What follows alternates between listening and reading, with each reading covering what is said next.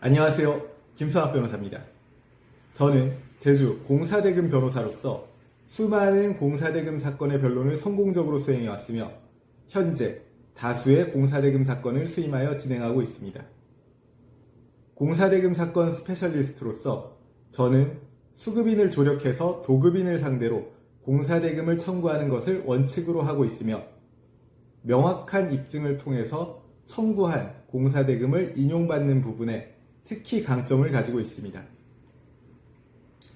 공사대금 청구 소송은 공사계약 체결 사실 및 공사 완료 사실을 입증함과 더불어 공사 금액에 대한 입증이 필요하며 이 중 소송상 가장 큰 쟁점이 되는 부분은 공사 금액에 대한 입증 부분입니다.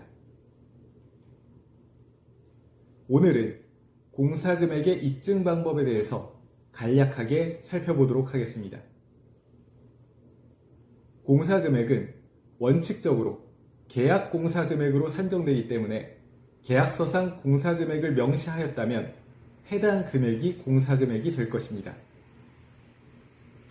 그러나 계약서 없이 진행되는 공사들의 경우에는 앞서 말씀드린 바와 같이 간명하게 공사 금액을 입증할 수는 없습니다.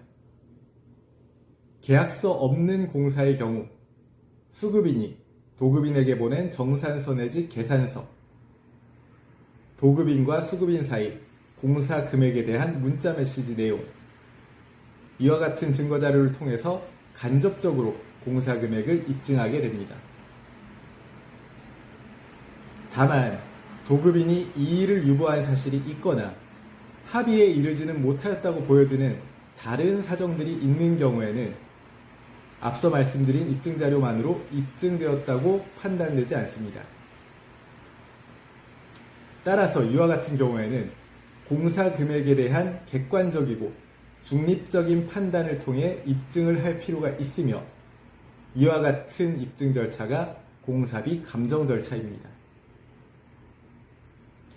수급인은 본인이 완료한 공사에 대해서 공사비 산정을 위한 목적으로 공사비 감정 신청을 할 수 있습니다. 수급인이 감정 신청을 하게 되면 감정인을 지정하고 도급인과 수급인 사이 감정에 대한 기준점을 정하는 절차인 감정인 신문 절차를 거친 후 감정인이 신문기일에서 정해진 기준에 따라 감정을 시행하게 됩니다. 감정을 함에 있어서도 도급인과 수급인이 입회한 가운데 감정을 진행하게 됩니다. 감정 결과 산출된 공사비가 해당 사건의 공사금액으로 정해질 가능성이 대단히 높으며 오감정 등이 있을 경우에는 추가 감정 신청 내지 감정 결과에 대한 의견을 신속하게 밝힐 필요가 있습니다.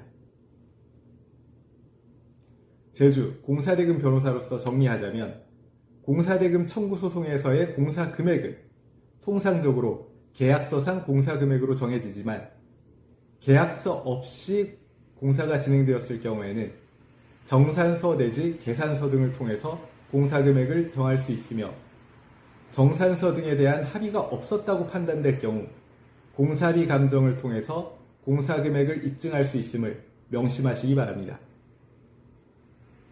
현재 미지급 공사대금으로 인해서 고통받고 계시다면 언제든지 제주 공사대금 변호사 김성학 법률사무소를 찾아주시면 신속, 정확한 해법을 제시해드리겠습니다. 조금이나마 도움이 되셨으면 합니다.